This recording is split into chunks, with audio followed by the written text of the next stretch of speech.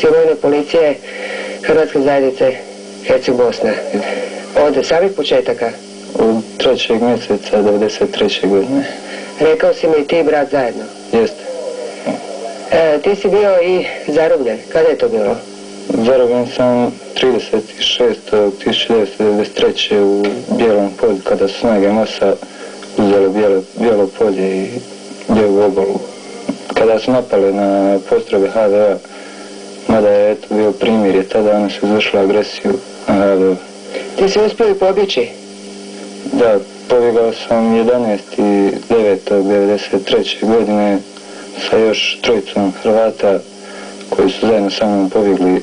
Bili smo na prvoj liniji u Šančevoj, radili i iskoristili smo priliku i utekli smo iz Šančeve. Da li su ti, kad si bio zarobljen, nudili da ostaneš na Lijevoj?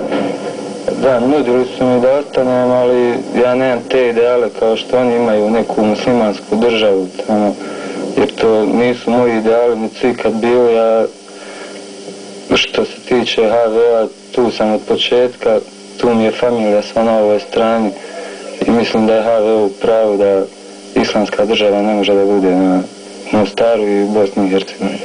Pa Mostar može izdržati jedino ako se muslimani, ovi koji su ostali na desnoj obali i oni koji još imaju možda pameti na lijevoj obali, ako se opamete i dođu u sebi i prestanu pucati na HVO, tad će možda biti nešto od ovog primirja, nečega, dok pucaju na nas,